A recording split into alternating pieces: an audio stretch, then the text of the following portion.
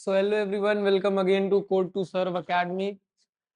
आज का हमारा ये लेक्चर है अबाउट सेल। क्लास 9 में से पहले भी आपने सेल के बारे में कुछ ना कुछ पढ़ा ही होगा। This is not for the first time that we are talking about cell in in 9 class itself. देखो, अभी सेल के बारे में बहुत ज्यादा इंट्रोडक्शन ना लेते हुए डायरेक्ट सीधे सीधे मुद्दे की बात करते हैं। क्यों? क्योंकि cell is not a new topic to us now. अब हमारे लिए सेल कोई नया टॉपिक नहीं रह गया है। तो चलो भाई सीधे शुरू करें। क्या समझना है हमें इस चैप्टर में?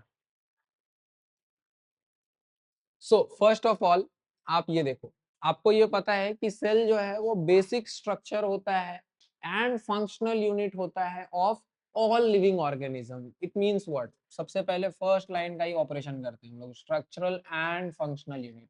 स्ट्रक्चरल यूनिट मींस कि पूरा का पूरा structure cell cell cell cell and cell से मिलकर बना है, ठीक है। यानी कि सबसे छोटा स्ट्रक्चर सेल है of a living organism. And functional unit means कि अगर बॉडी में कोई भी फंक्शन हो रहा है, जैसे डाइजेशन हो रहा है, रेस्पिरेशन हो रहा है या कुछ भी हो रहा है, तो वो एग्जैक्टली सेल्यूलर लेवल पर कैरी आउट हो रहा है। या कह लो कि एक सेल ही वो सबसे छोटा प्लेस है जिसके अंदर कोई छोटी मोटी एक्टिविटी हो रही है, जिसके कारण बहुत सारे सेल्स में होने वाला वो सारा एक्टिविटीज एक साथ एड ऑन होकर बॉडी में होने वाला कोई एक बहुत बड़े प्रोसेस के तौर पर नजर आता है। दैट इज वाई सेल को हम लोग structural as well as functional unit of all living organisms कहते हैं। सिर्फ इतना ही नहीं, देखो, ये एकलौता ऐसा सबसे छोटा पार्ट है ऑफ एन ऑर्गेनिज्म जिसके पास कैपेबिलिटी है ऑफ बीइंग इंडिपेंडेंटली एग्जिस्टिंग। समझो, पूरे दुनिया में जो सबसे छोटा इंडिपेंडेंट ऑर्गेनिज्म जिंदा घूम रहा है वो एक सेल का बना हुआ है। अब ए सेल्यूलर बीइंग्स होते हैं जैसे वायरस वगैरह, उसके बारे में अभी हम लोग नहीं डिस्कस कर रहे हैं, ठीक है, वो कभी बाद में करेंगे। हाँ, तो अभी मैं क्या कह रहा था कि ये दुनिया में जितने भी ऑर्गेनिजम्स है उसमें से सबसे छोटा जो भी होगा वो भी कम से कम एक सेल का होगा। एक सेल को मैं और फर्दर तोड़ूंगा तो वो अलाइव बचेगा ही नहीं। ये चीज तो क्लियर है भाई। दैट इज वाई यहां से आया है ये नाम cell, the unit of life, यानी कि लाइफ को बनाने का सबसे छोटा इकाई है भाई, ये यूनिट है। देखो, हिस्ट्री की बात करें तो ऐसा है कि सेल के बारे में ना हमें हमेशा से तो बिल्कुल नहीं पता था, और ऐसा भी नहीं है कि सेल के बारे में काफी पहले से पता था। सेल के बारे में जो जितना भी डेवलपमेंट हुआ है या जो भी सेल के रिगार्डिंग हमारा सारा सेल्यूलर बायोलॉजी जो है वो डेवलप हुआ है, ये सब रिसेंट पिछले 150-200 साल का ही नतीजा है। कहने का मतलब, बहुत पहले से सेल के बारे में बहुत ज्यादा इंफॉर्मेशन या नॉलेज अवेलेबल नहीं थी। जैसा कि आप यहाँ देख सकते हो, सेल साइंस का हिस्ट्री जो है वो शुरू होता है ईयर 1665 में, ठीक है। रफली अभी से मान के चलो राउंड फिगर में 400 समथिंग ईयर के आसपास में, है ना। अभी से 400 साल पहले के आसपास रफली, अगर बढ़ा बढ़ा के टाइम देखे तो तब जो है फर्स्ट टाइम सेल का जिक्र आया था। किसने किया था जिक्र? रॉबर्ट हुक नाम के एक साइंटिस्ट थे, इंग्लिश साइंटिस्ट। उन्होंने क्या किया था, कॉर्क जो होता है, वुडन कॉर्क, यानी कि पेड़ के छाल का जो सेल्स होता है, उसको उन्होंने मैग्नीफाई करके अपने होममेड माइक्रोस्कोप से देखने का ट्राई किया। और उन्हें क्या नजर आया भाई? उन्हें नजर आया इस तरीके का अजीब अजीब सा ऐसा कंपार्टमेंट लाइक स्ट्रक्चर, जैसा कि कहाँ बना हुआ रहता है, हनी कोम्ब में जैसा देखने को मिलता है। यानी कि बेसिकली जब वो कॉर्क सेल्स को पूरा जूम किए तो उनको दिखा कि छोटा छोटा बहुत सारा कंपार्टमेंट्स है जिससे मिल करके ये बड़ा सा कॉर्क सेल बना हुआ दिख रहा है। और ये ऐसे ऐसे हर एक कंपार्टमेंट को नाम क्या दे दिए? ऐसे हर एक कंपार्टमेंट को वहां से उस समय वो नाम दे दिए सेल। सेल ही क्यों नाम दिए ये आपको मालूम होगा, क्योंकि सेल का मतलब क्या होता है? लिटिल रूम, ठीक है। लिटिल रूम को सेल कहा जाता है इन लैटिन लैंग्वेज। चलो आगे देखो। अब कहाँ पहली बार सेल देखा गया? ईयर 1665 में। और उसके बाद से सेल पे खाली एक थ्योरी आने के लिए देखो कितना साल लगा, कि थ्योरी आते आते 1838 हो गया। यानी कि जब पहली बार लोग सेल देखे और जब हमें ये मालूम चला कि नहीं भाई, ये सेल से तो सब लोग बना हुआ है, मैं भी सेल का बना हूँ, ये प्लांट भी सेल का बना है, बैक्टीरिया भी सेल का बना है, एनिमल भी सेल का बना है। जब ये पता चला, और जब उसके बीच में देखो कितना बड़ा डिफरेंस है, ईयर 1665 में पहली बार सेल, और कहा यहाँ 1838, यानी कि सम इयर्स लेस देन 200, 200 साल ऑलमोस्ट लग गया इस डेवलपमेंट में। ऐसा क्यों हुआ? ऐसा हुआ एक रिक्वायरमेंट के वजह से, दैट वाज माइक्रोस्कोप। देखो सेल इतना छोटा होता है कि उसको देखने के लिए अच्छा माइक्रोस्कोप चाहिए। जितना अच्छा माइक्रोस्कोप, सेल को उतने डिटेल में देखकर सेल के बारे में उतना कुछ पता किया जा सकता था। तो क्योंकि ईयर 1600s के आसपास या 1700s के दौरान ये माइक्रोस्कोप का टेक्नोलॉजी स्टिल इवॉल्व कर रहा था, बढ़ रहा था धीरे धीरे, जिसके चलते जैसे जैसे माइक्रोस्कोप का टेक्नोलॉजी एडवांस होता गया, हमें सेल के बारे में भी ज्यादा से ज्यादा चीजें पता चलने लगी। अब देखो भाई, ये 1831 1838 में मिथियास स्केल्डन, थियोडर स्क्वान, ये दोनों मिलकर के एक थ्योरी प्रपोज करते हैं, एक थ्योरी देते हैं, जिसका नाम रखते हैं सेल थ्योरी। इस थ्योरी में ये मोटा माटी क्या क्या बात की है समझो। सबसे पहले ये बोल दिए कि सेल जो है ना वो सबसे स्मॉलेस्ट यूनिट है स्ट्रक्चर का किसी भी लिविंग थिंग के। यानी कि कोई भी लिविंग थिंग का स्ट्रक्चर किससे मिलकर बना हुआ है? सेल से मिलकर बना हुआ है। पहला पॉइंट हुआ ये सेल थ्योरी का, ठीक है। सेल थ्योरी का दूसरा पॉइंट ये हुआ भाई कि सेल जो है ना वो फंक्शन का भी सबसे छोटा यूनिट है, जो कि स्टार्टिंग में अभी इंट्रोडक्शन में बताए थे। एंड थर्ड पॉइंट क्या था इनके पोस्टुलेट या थ्योरी का? वो था कि कोई भी नया सेल सिर्फ और सिर्फ एक पुराने प्री एग्जिस्टिंग सेल से ही डिवाइड होकर क्रिएट होगा। यानी कि इनके अनुसार सेल्स जो है वो कहीं भी कैसे भी नहीं फॉर्म हो सकता है, बल्कि कोई पुराना सेल ही डिवाइड होकर के नया सेल फॉर्म कर सकता है। समझ में आ रही है बात? तो ईयर 1838 में सेल थ्योरी के आने के बाद अब पूरी दुनिया अवेयर हो गई कि भाई सारे लिविंग ऑर्गेनिज्म में कुछ तो कॉमन लिंक है, कुछ तो कनेक्टिंग लिंक है, एंड दैट इज सेल। कि सारा का सारा लिविंग ऑर्गेनिज्म जो है वो किससे बना हुआ है? सभी में सेलुलर स्ट्रक्चर्स कॉमन है। अब सेल जो है वो नंबर में वेरी कर सकता है। अब जैसा मैंने कहा कि हर ऑर्गेनिज्म में सेल होगा, लेकिन हर ऑर्गेनिज्म में सेम नंबर ऑफ सेल होगा या सेम तरीके का सेल होगा, या एक ऑर्गेनिज्म में ही सेम ही तरीके का सेल होगा ऊपर से नीचे तक, दैट इज नॉट श्योर। वो वेरी करता है, चाहे सेल का नंबर हो, चाहे सेल का साइज हो, चाहे सेल का टाइप हो, या फिर सेल का फंक्शन हो। वो different different places, different different organisms और डिफरेंट डिफरेंट क्राइटेरिया के हिसाब से अलग अलग वेरी करता है। लाइक अगर सेल के नंबर के बारे में बात करें तो जैसे अमीबा कहाँ एक सेल का बना हुआ होता है, जबकि इससे आगे बढ़े तो स्पाइरोगायरा कुछ सेल्स का, फ्यू सेल्स का बना रहता है। यूनिसेलुलर नहीं है एग्जैक्टली, लेकिन बहुत ज्यादा भी सेल्स नहीं है इसके पास। जबकि वहीं पर एक इंसान देखो हमारे तरह, ये मल्टी सेलुलर है, बहुत सारे millions billions and zillions of cells से मिलकर बना होता है। जबकि नेक्स्ट अगर हम लोग बात करें तो साइज में भी वैरायटी है भाई, सिर्फ नंबर ऑफ सेल्स में वैरायटी नहीं है, बल्कि वैरायटी साइज में भी है। साइज में क्या वैरायटी है? देखो बैक्टीरिया सबसे छोटे सेल्स के तौर पर जाने जाते हैं, जिसमें याद रखना वर्ल्ड्स स्मॉलेस्ट सेल को हम लोग कहते हैं पीपीएलओ ग्रुप से बिलोंग करने वाला होता है, ठीक है। अभी आप पीपीएलओ याद रख सकते हो, ठीक। जबकि लॉन्गेस्ट सेल नर्व सेल्स हमारी बॉडी में पाया जा सकता है, और भी बॉडी में पाया जाता है नर्व सेल्स। ये नर्व सेल्स लॉन्गेस्ट सेल्स होता है यूजुअली। लार्जेस्ट सेल देखो कौन है? ऑस्ट्रिच का अंडा। तो ऐसे करके आपको सेल के साइज में भी देखो, कोई सेल इतना छोटा हो गया कि नजर नहीं आ रहा है। पीपीएलओ में भी सबसे छोटा होता है माइकोप्लाज्मा। क्या होता है सबसे छोटा? Mycoplasma. माइकोप्लाज्मा वो बैक्टीरिया है जिसका साइज सबसे छोटा होता है। लॉन्गेस्ट तो हो गया नर्व सेल, और सबसे बड़ा हो गया ऑस्ट्रिच का अंडा। शेप के बारे में बात करें तो शेप भी अलग अलग हो सकता है, शेप भी फिक्स नहीं होगा। जैसे एपिथेलियल सेल्स में देखो कॉल्यूमिनर एपिथेलियल सेल्स होता है, सीलिएटेड एपिथेलियल सेल्स होता है।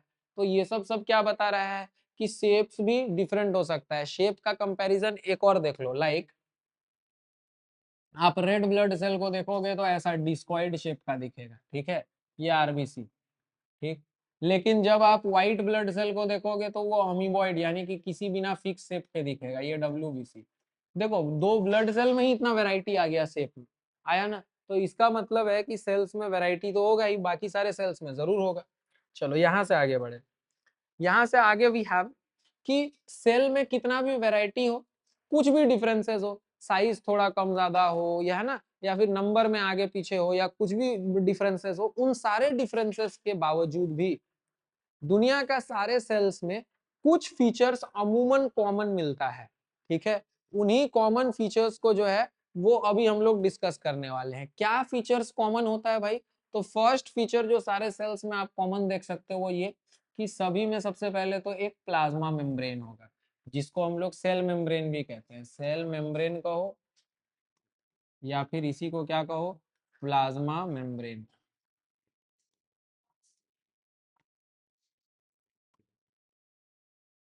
अब ये सेल मेम्ब्रेन या प्लाज्मा मेम्ब्रेन के अंदर सभी सेल्स में एक फ्लूइड भरा रहेगा जिसको कहेंगे साइटोप्लाज्म। क्या कहेंगे?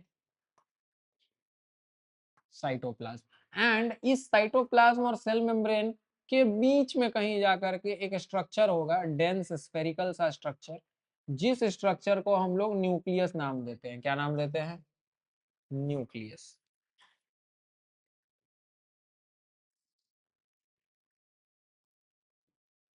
ठीक, इसको हमने न्यूक्लियस नाम दे दिया। देखो भाई, जो कॉमन बात है वो यहाँ पर ये है ध्यान देने योग्य कि सेल मेम्ब्रेन, न्यूक्लियस, साइटोप्लाज्म, ये तीन चीज तो सारे सेल्यूलर बीइंग्स में ऑलमोस्ट कॉमन है कि सब में ये चीज देखने को मिलेगा। हाँ, कुछ एक्सेप्शंस है, लाइक आरबीसी में हमारे, ठीक है, हमारे, हाँ, तो एक एक्सेप्शन है। एक्सेप्शन क्या है? एक्सेप्शन है आरबीसी।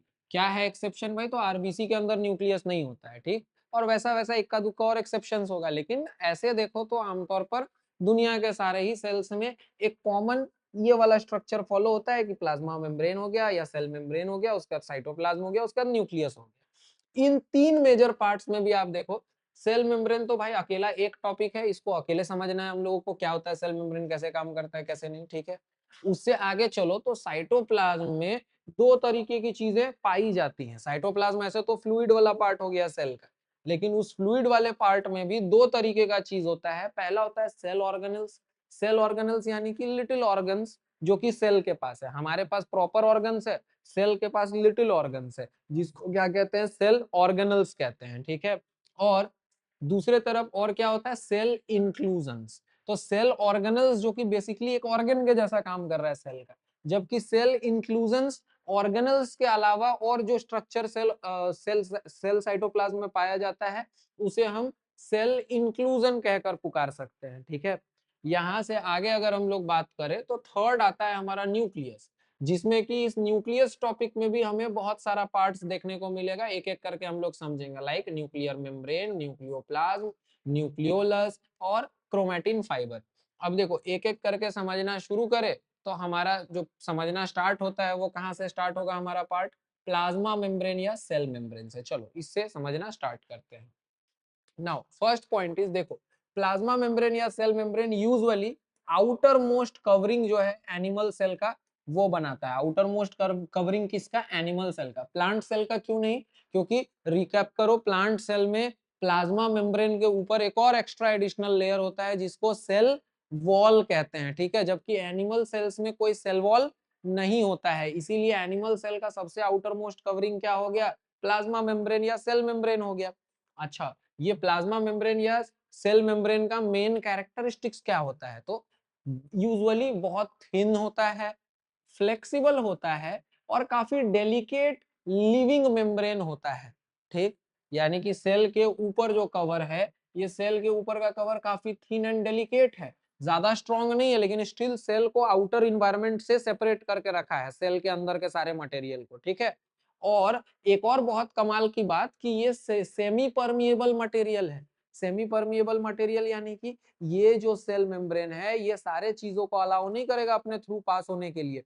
कुछ सिलेक्टिव चीजों को अलाउ करेगा और कुछ सिलेक्टिव चीजों को अलाउ नहीं करेगा, इसीलिए इसे सेमी परमिएबल मेम्ब्रेन कहते हैं, ठीक है। एंड ये तो हो गया इसका प्राइमरी या मेन कैरेक्टरिस्टिक्स।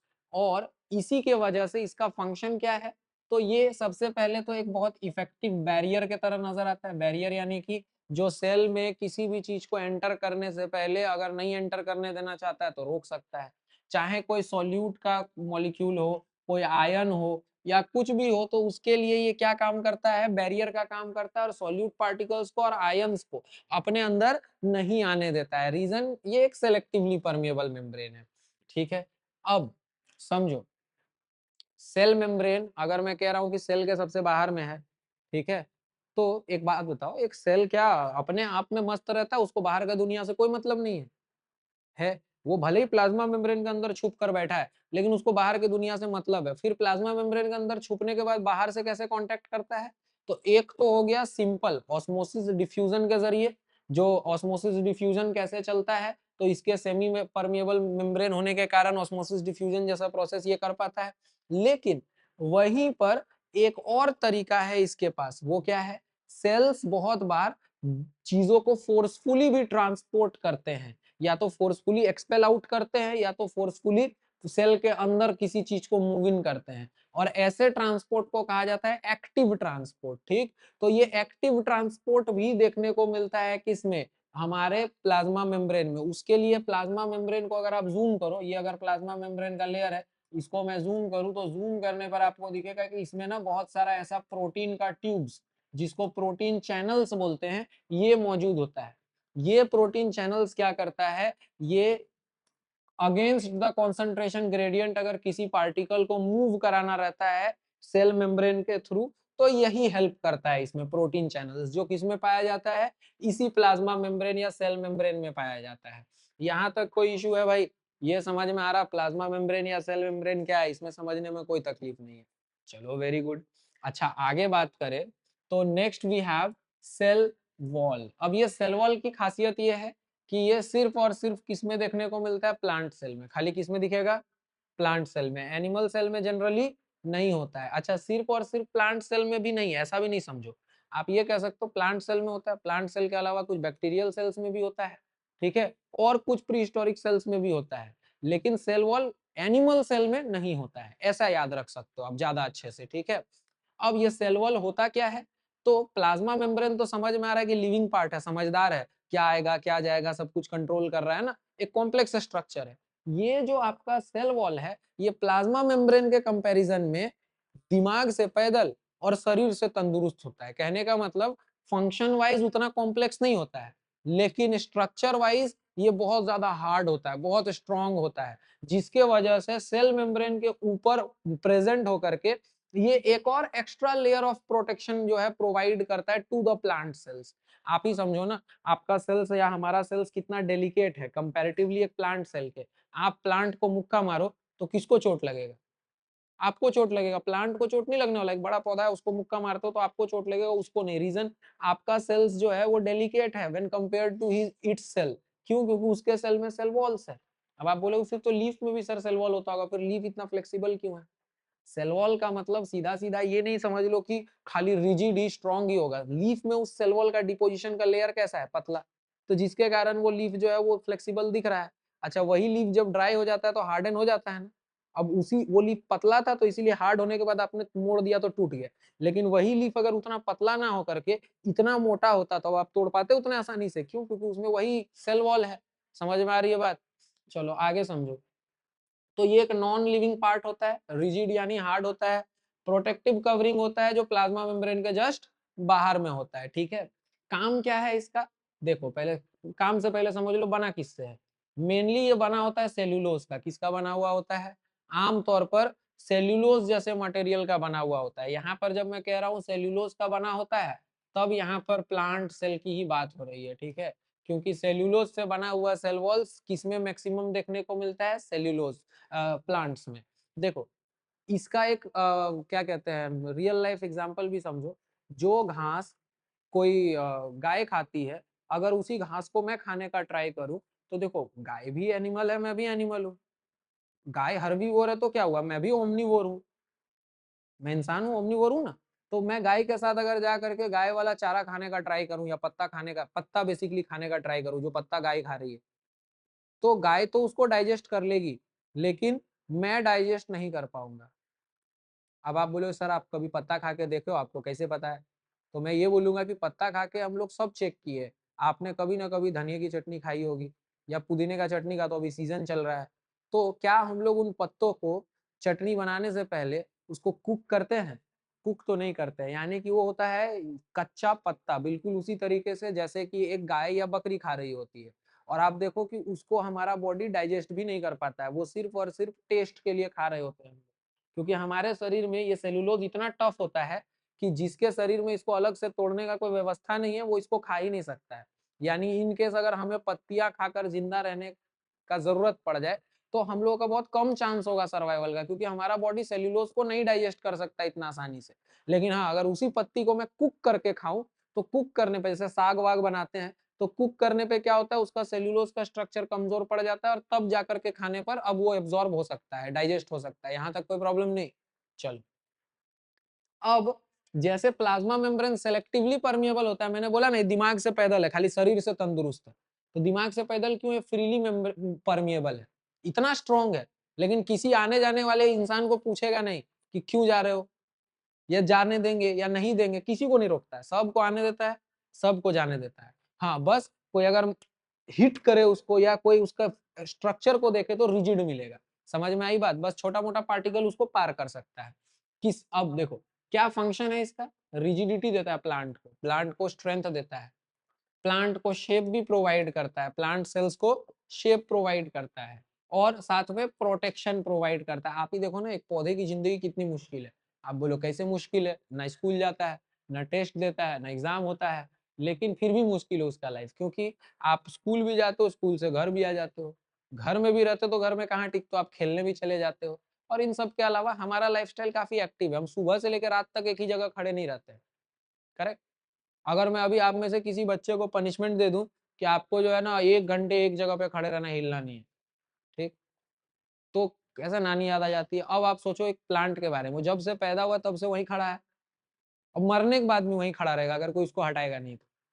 समझ रहे हो? तो एक ही जगह खड़े रहने के लिए चाहिए बहुत सारा स्ट्रेंथ, क्योंकि हवा भी आएगा, बारिश भी आएगी, है ना, और भी कोई ऑब्स्टेकल आ सकता है। ठीक, तो इन सारे चीजों में डट कर खड़ा रहने के लिए चाहिए रिजिडिटी, चाहिए strength.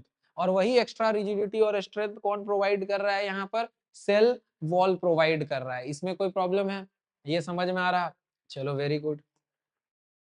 Late us see next, structural organisation of a cell में आगे और क्या है हमारे पास, साइटोप्लाज्म।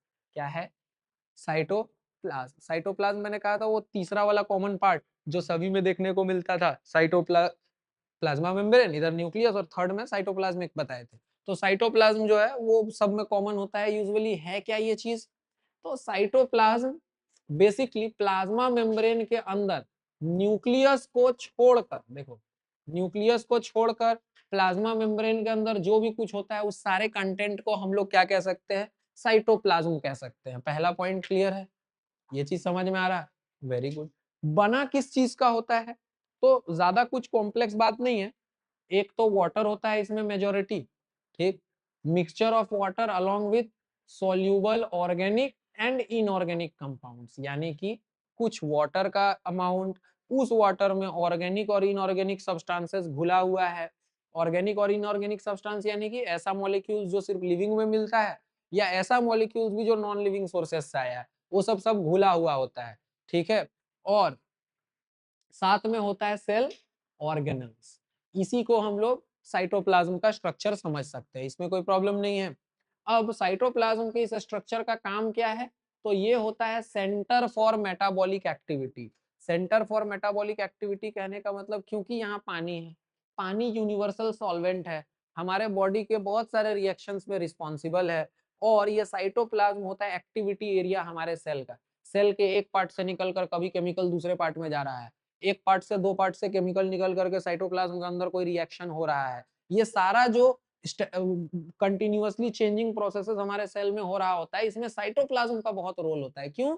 क्योंकि समझो, ये अगर एक सेल है, इस सेल के अंदर मान लो, अभी ऑर्गेनल्स तो हमने पढ़ा नहीं है लेकिन हमें पता है ना कि सेल के अंदर का कोई ऑर्गन होता है, ठीक, मान लो ये कोई एक रैंडम ऑर्गेनल है, मुझे नाम नहीं पता, ये कोई दूसरा रैंडम ऑर्गेनल है, और ये दोनों सेल के अंदर है, तो इन दोनों को आपस में हो सकता है कभी एक्सचेंज ऑफ मटेरियल करना पड़े किसी तरह का रिएक्शन करने के लिए। अब अगर ये दोनों के बीच में कुछ मीडियम ही ना हो तो ये एक्सचेंज हो सकता है? नहीं। लेकिन क्योंकि इनके बीच में क्या देखने को मिल रहा है, साइटोप्लाज्म देखने को मिल रहा है, तो उसके कारण क्या होगा, यहाँ पर एक्सचेंज ऑफ मटेरियल्स हो जाएगा। क्यों? क्योंकि बीच में साइटोप्लाज्म है, जिससे कि पास ऑन हो जाएगा मटेरियल। या फिर अगर बीच में भी रिएक्शन होना रहेगा तो बीच में साइटोप्लाज्म है जो कि रिएक्शन वहां पर करवाएगा, कराने के लिए मीडियम प्रोवाइड करेगा। ये चीज समझ में आया? चलो, सीट ऑफ ग्लाइकोलाइसिस। देखो ग्लाइकोलाइसिस नाम का एक प्रोसेस होता है हमारे बॉडी में, ठीक है। अगर आपको नहीं मालूम है तो बहुत शॉर्ट में मैं ग्लाइकोलाइसिस समझा देता हूँ।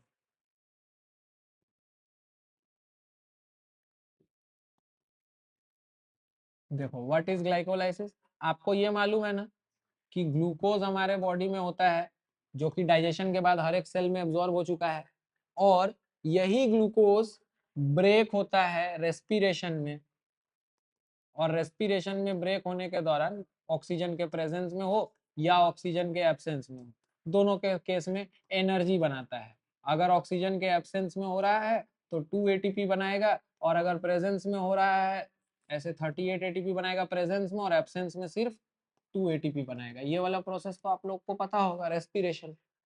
कहने का मतलब कि हम लोग जो ऑक्सीजन लेते हैं बॉडी के अंदर, वो ऑक्सीजन बॉडी के अंदर जा करके एब्जॉर्ब होता है हर एक सेल में, और सेल उसका इस्तेमाल करता है फूड को बर्न करके एनर्जी बनाने के लिए।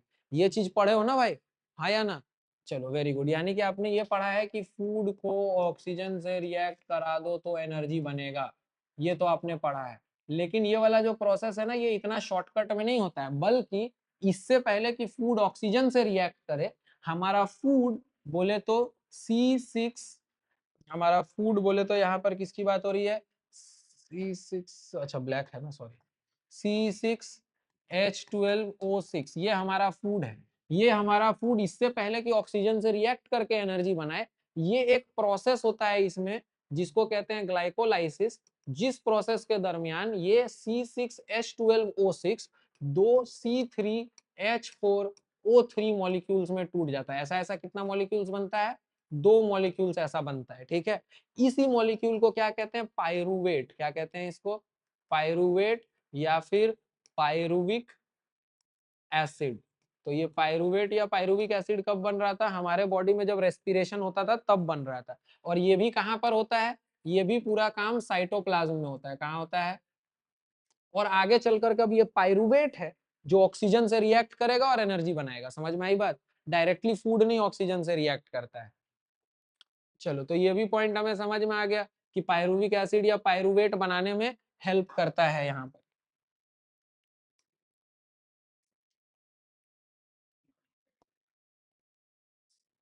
ओके, साइटोप्लाज्म बहुत इंपॉर्टेंट है। क्यों इंपॉर्टेंट है, क्या होगा अगर एक साइटोप्लाज्म को किसी सेल से गायब कर दिया जाए, सेल का एग्जिस्टेंस खत्म हो जाएगा। इवन अगर प्लाज्मा मेम्ब्रेन रैप्चर हो जाए तो वही साइटोप्लाज्म लीक कर जाएगा, जिसके कारण अगेन फिर सेल का स्ट्रक्चर खत्म हो जाएगा, सेल का पूरा जो है वो कह लो कि प्रेजेंस ही बेकार हो जाएगा, सेल समाप्त हो जाएगा। नेक्स्ट, अब हमें साइटोप्लाज्म मालूम है, हमें मालूम है कि जो प्लाज्मा मेम्ब्रेन है या सेल मेम्ब्रेन है वो क्या है और कैसे काम करता है। अब यहाँ से थोड़ा आगे बढ़े तो we will discuss about the organelles. एक एक करके साइटोप्लाज्म में पाया जाने वाला क्या क्या ऑर्गेनल्स है और उनका कैसे कैसे क्या क्या मेन फंक्शन है, जरा वो समझते हैं। Starting from the first we see endoplasmic reticulum, और मैं ये भी बताते जाऊंगा साथ ही साथ कि इसका प्रेजेंस कैसे ट्रेस करें, ठीक है। याद है अभी तक हम लोग ये वाले डायग्राम तक पहुंचे हैं, है ना। प्लाज्मा मेम्ब्रेन, प्लाज्मा मेम्ब्रेन के अंदर न्यूक्लियस, इतना डायग्राम तो हमें मालूम है। अब देखो इसमें इंडोप्लाज्मिक रेटिकुलम कहाँ होता है, तो न्यूक्लियस के अराउंड बहुत सारा ऐसा डेंस सा स्ट्रक्चर होता है जो उसको घेरे हुए रहता है, ऐसा मानो कुछ अलग सा नेटवर्क फॉर्म किया हो, ठीक। ये जो स्ट्रक्चर है जो न्यूक्लियस के अराउंड दिख रहा है, इसी को हम लोग ऑरेंज वाले स्ट्रक्चर को क्या कह सकते हैं, इंडोप्लाज्मिक रेटिकुलम कह सकते हैं। ये इंडोप्लाज्मिक रेटिकुलम जो है ना, ये फ्लैट ऐसे सिस्टर्न लाइक स्ट्रक्चर, कुछ वेसिकल्स और ट्यूब्यूल्स का पूरा नेटवर्क होता है। यानी ये जो ऑरेंज ऑरेंज लाइन है ना, ये बेसिकली एक लाइन नहीं है, ये पूरा एक बैग को रिप्रेजेंट कर रहा है जो घेर कर रखे हुए किसको, न्यूक्लियस को, ठीक है। और ये जो है डबल मेम्ब्रेनस होता है, यानी दो दो मेम्ब्रेन से बना हुआ है, एक एक स्पेसिंग यहाँ पर। और इसका काम क्या है, इसका काम है एक तो सेल को सपोर्ट या फ्रेमवर्क प्रोवाइड करना, फर्स्ट। सेकंड, प्रोटीन सिंथेसाइज करना, और अगर स्मूथ इंडोप्लाज्मिक रेटिकुलम है तो लिपिड सिंथेसाइज करना। अब ये SER और RER क्या है वो भी समझो पहले। न्यूक्लियस के जस्ट बाद जो स्ट्रक्चर दिखेगा उसको हम लोग इंडोप्लाज्मिक रेटिकुलम बोल दिए। ये इंडोप्लाज्मिक रेटिकुलम भी दो तरह का होगा, एक होगा रफ इंडोप्लाज्मिक रेटिकुलम, एक होगा स्मूथ इंडोप्लाज्मिक रेटिकुलम। जो न्यूक्लियस के जस्ट बाद स्ट्रक्चर्स होगा ना, स्टार्टिंग वाला सब, ये सब फॉर श्योर क्या होगा, रफ इंडोप्लाज्मिक रेटिकुलम। ठीक है, इसमें क्या देखने को मिलेगा, इसके सरफेस के ऊपर छोटा छोटा ग्रैन्यूल्स चिपका हुआ होता है जिसको राइबोसोम कहते हैं। ठीक है, और उसी के वजह से इसका रफ अपीयरेंस आता है और वहीं से आता है इसका नाम रफ एंडोप्लाज्मिक रेटिकुलम। इसमें कोई प्रॉब्लम नहीं है। जबकि रफ एंडोप्लाज्मिक रेटिकुलम से बाहर की तरफ जाएं तो हमें फिर दिखेगा स्मूथ एंडोप्लाज्मिक रेटिकुलम, जिसमें कोई राइबोसोम्स चिपका हुआ नहीं होता है। RER का काम क्या है, प्रोटीन बनाना, जबकि SER का काम क्या है, लिपिड्स बनाना। यहां तक समझ में आ रहा? Okay, very good. एक और काम है इसका, ट्रांसपोर्ट। ये ट्रांसपोर्टेशन का भी काम करता है सेल के अंदर, क्योंकि इसका नेटवर्क बहुत दूर दूर तक फैला होता है सेल के अंदर। ठीक है, तो ट्रांसपोर्ट का भी काम करता है। चलो, next cell organelle that we have here is mitochondria. Mitochondria क्या है भाई, तो ये power house of our cell है। ठीक है, इसका शेप ऐसे तो अलग अलग होता है, लेकिन सबसे ज्यादा इसको रिप्रेजेंट करते हैं ऐसे सॉसेज शेप का बना करके।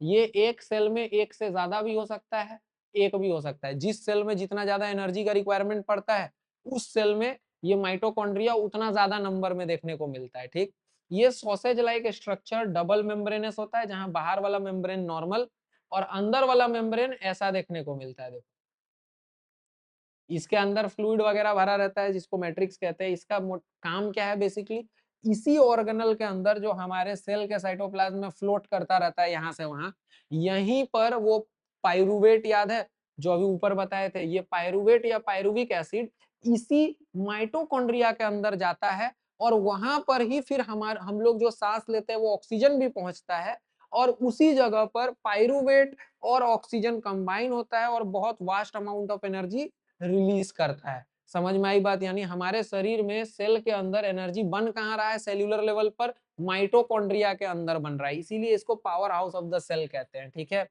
ये क्या है, सीट ऑफ एरोबिक रेस्पिरेशन, यानी कि ये जो है ये एरोबिक रेस्पिरेशन कैरी आउट करता है, ऑक्सीजन के प्रेजेंस में जो रेस्पिरेशन होता है उसको कैरी आउट करता है। ठीक है, और synthesis of respiratory enzymes and energy rich compounds. कहने का मतलब हमारे शरीर में रेस्पिरेशन और एनर्जी रिक्वायरमेंट से जुड़ा हुआ पूरा बैलेंसिंग जो है वो इसके वजह से देखने को मिलता है, क्योंकि एनर्जी प्रोडक्शन इस माइटोकॉन्ड्रिया का काम है सेलुलर लेवल पे। इसमें कोई प्रॉब्लम नहीं। एंड ये फर्स्ट पार्ट तो मैंने बता दिया था कि कैसे इसका वॉल्स जो है वो डबल लेयर होता है, अंदर में फोल्ड्स बना होता है, हर एक फोल्ड से जो स्ट्रक्चर क्रिएट होता है उसको सिस्टर्न कहते हैं। इसमें कोई प्रॉब्लम नहीं। अभी सेकंड पॉइंट क्या कह रहा है, कहता है माइटोकॉन्ड्रियाज आर स्पेशल सेल ऑर्गेनल। क्यों स्पेशल सेल ऑर्गेनल है? क्योंकि इनके पास ना अपना खुद का डीएनए, अपना खुद का राइबोसोम और कुछ कुछ जीन्स भी होता है इनके पास। यानी कि ऐसे तो एक सेल के अंदर होता है ना न्यूक्लियस, राइबोसोम्स, है ना, लेकिन सेल के अंदर जो माइटोकॉन्ड्रिया है, उस माइटोकॉन्ड्रिया के अंदर भी क्या देखने को मिलता है, डीएनए, राइबोसोम, जीन्स देखने को मिलता है। इसीलिए माइटोकॉन्ड्रिया एक स्पेशल ऑर्गेनल है, इसमें कोई प्रॉब्लम नहीं है। चलो, वेरी गुड। अब यहां तक हमने माइटोकॉन्ड्रिया भी समझ लिया। Late us see the late us see the next. अच्छा, यहां से आगे आता है गोल्गी अपैरेटस। यानी कि अगर आप सेल को ही ऐसे ध्यान से देखोगे तो आपको सेल में दिखेगा, न्यूक्लियस तो हमने ड्रॉ कर दिया था, इंडोप्लाज्मिक रेटिकुलम वगैरह हमने ड्रॉ कर दिया था। इसके अलावा आपको दिखेगा ना कहीं साइड में ऐसा बहुत सारा पैरेलल स्टैक्स एक दूसरे के आसपास ऐसे अरेंज्ड होंगे। ठीक है, ये वाला जो स्ट्रक्चर यहाँ पर दिख रहा है ये, ठीक, इस तरीके के स्ट्रक्चर को we can call as Golgi apparatus. और इसका काम क्या होता है? इसका काम होता है, देखो, सबसे पहले फ्लैटेंड सैक है, मेम्ब्रेन वाला सैक है जो एक के बाद एक पैरेलली अरेंज हो गया तो ये फॉर्म कर दिया। First point clear. Second point, बना किससे है? मेम्ब्रेन से बना है जिसके अंदर फ्लूइड भरा होता है और वेसिकल्स और वैक्यूल्स भी होता है यहाँ। यानी कि ये फ्लैट स्ट्रक्चर्स के अलावा कुछ कुछ ऐसा स्फेरिकल स्ट्रक्चर्स इससे टूट टूट कर निकलता रहता है, जिसके अंदर अलग अलग तरीके का मटेरियल पैक्ड होता है, जिसको ये अलग जगह भेजता है, ट्रांसपोर्ट करता है। ठीक है, अच्छा, और इसका काम क्या है भाई? इसका काम है सिंथेसाइज करना, बनाना और सिक्रीट करना यानी रिलीज करना। क्या सिक्रीट और रिलीज करता है भाई? ये एंजाइम और हार्मोन्स को, यानी कि सेल के अंदर जो एंजाइम्स बनता है, जो हार्मोन्स बनता है, वो कौन बनाता है? गोल्गी अपैरेटस के अंदर बनता है, अगर एनिमल सेल है तो। और अगर प्लांट सेल है तो उसको कहेंगे डिक्टियोसोम। प्लांट सेल्स में गोल्गी अपैरेटस के जगह क्या होता है? डिक्टियोसोम्स होता है, इसमें कोई प्रॉब्लम नहीं। चलो वेरी गुड, लेकिन स्ट्रक्चर और फंक्शन सिमिलर ही होता है ऑलमोस्ट। ठीक, इसका काम ना सिर्फ अलग अलग तरह का एंजाइम्स और हार्मोन्स बनाने में है, बल्कि देखो कभी कभी ऐसा सवाल पूछता है, बोलता है what if the Golgi apparatus of a cell is removed. तो इसका आप बोलोगे ए यार, क्या हम लोग पढ़कर आए हैं और सवाल पूछ रहा है गोल्गी अपैरेटस हटा दिए तो क्या होगा? तो भाई यहाँ बात यह है, बोलेगा गोल्गी अपैरेटस क्या कर सकता है? वो नहीं होने लगेगा। गोल्गी अपैरेटस अगर हटा देंगे तो देखो गोल्गी अपैरेटस ही प्लाज्मा मेम्ब्रेन तक को बनाने में हेल्प किया था, यानी सेल के ऊपर का जो मेम्ब्रेन है वो कौन बनाया? गोल्गी अपैरेटस बनाया, सेल के अंदर से बैठ के। तो उसको मेंटेन करने में इसका काम है। सेल वॉल भी कौन फॉर्म कराया? वही फॉर्म कराया। तो मैं कह सकता हूँ कि गोल्गी अपैरेटस के बिना पूरे सेल का कोई जो है वो एग्जिस्टेंस नहीं होगा अपने आप में। यहाँ तक कोई प्रॉब्लम नहीं है। चलो वेरी गुड। अब जरा राइबोसोम्स के बारे में बात कर लेते हैं। ये राइबोसोम्स बहुत कॉमन और बहुत ज्यादा पाया जाने वाला सेल ऑर्गेनेल है जो सेल के अंदर पाया जाता है। छोटा छोटा डेंस स्फेरिकल स्ट्रक्चर होता है जो पूरे साइटोप्लाज्म में या तो इधर उधर फ्रीली घूम सकता है, या तो राइबोसोम्स के साथ चिपका हुआ हो सकता है, और राइबोसोम इंडोप्लाज्मिक रेटिकुलम के साथ चिपका हुआ हो सकता है, और क्या कहला सकता है? इंडोप्लाज्मिक रेटिकुलेट राइबोसोम्स कहला सकता है। ठीक है, ऐसा करके हो सकता है। देखो डोमिनेंट फ्री भी हो सकता है अपने आप में, इधर उधर तैर रहा है फ्रीली, या फिर दूसरे तरफ कहाँ पे दिख रहा है? ये इंडोप्लाज्मिक रेटिकुलम पे चिपका हुआ दिख रहा है। दोनों चीज पॉसिबल है, इसमें कोई प्रॉब्लम नहीं। अब ये राइबोसोम्स करता क्या है? तो देखो ये राइबोसोम्स जो है ये प्रोटीन बनाता है, बस इसका फंक्शन एक लाइन का है। ठीक, स्ट्रक्चर देख लो कैसा है, कहने का मतलब कि स्ट्रक्चर बना कैसे है। तो सिंगल वॉल होता है, डेंस स्फेरिकल बॉडी होता है, यानी कि एक तो अगर मैं इसको बड़ा करके मैग्नीफाई करके देखूं तो क्या दिखेगा मुझे? मुझे दिखेगा एक वॉल जिसके अंदर बहुत डेंस सा फ्लूइड भरा हुआ है जो कि एक्टिवली काम कर रहा है। यानी कि अगर मैं न्यूक्लियस देखूं तो न्यूक्लियस कैसा दिखेगा? Dense structure. राइबोसोम देखूंगा तो छोटा है, लेकिन छोटा होने के बावजूद भी सिंगल लेयर से घिरा हुआ होगा, और उस सिंगल लेयर के अंदर क्या होगा? बहुत डेंस सा मटेरियल भरा हुआ होगा। ठीक है, यहाँ पर ये सिंगल वॉल्ड तो होगा, लेकिन ये वॉल मेम्ब्रेन नहीं होगा, बाकी मेम्ब्रेन के जैसा मेम्ब्रेनस नहीं होगा, बल्कि ये more like cell wall type structure, सबको आने सबको जाने दे देगा। समझ में आ रही है बात? वैसा स्ट्रक्चर होगा। दो तरह का राइबोसोम्स देखने को मिलता है, 70S टाइप और 80S टाइप। ये जो 70 और 80S टाइप है वो उसके स्ट्रक्चर या साइज के आधार पर इसका नाम दिया जाता है। ठीक है, यहाँ तक कोई प्रॉब्लम नहीं है, डेंसिटी के आधार पर। चलो यहाँ तक क्लियर है। अब जरा एक और सेल ऑर्गेनल के बारे में बात करते हैं जो कि आज के हमारे लेक्चर का लास्ट सेल ऑर्गेनल होगा। ठीक है, चलो लास्ट सेल ऑर्गेनल आज जो हम लोग डिस्कस करेंगे दैट इज लाइजोसोम। क्या है भाई? लाइजोसोम्स। लाइजोसोम्स क्या होता है? तो इसको ना, ये इसको भी आप समझ लो इसी तरीके से राइबोसोम के जैसा ही छोटा छोटा थैली जैसा स्ट्रक्चर होगा जिसके अंदर कुछ भरा हुआ होगा, लेकिन अब की बार इसके पास ये जो थैली है जिसके अंदर सब कुछ भरा हुआ है, ये थैली मेम्ब्रेन है। ठीक है, राइबोसोम के जैसा नहीं, इसके पास एक्चुअल मेम्ब्रेन होता है, जिस मेम्ब्रेन के अंदर कुछ सिंपल टाइनी टाइनी स्ट्रक्चर्स देखने को मिलता है। और एक्चुअली इनके अंदर क्या होता है? 40 से भी ज्यादा तरह का एंजाइम्स कंटेन करता है।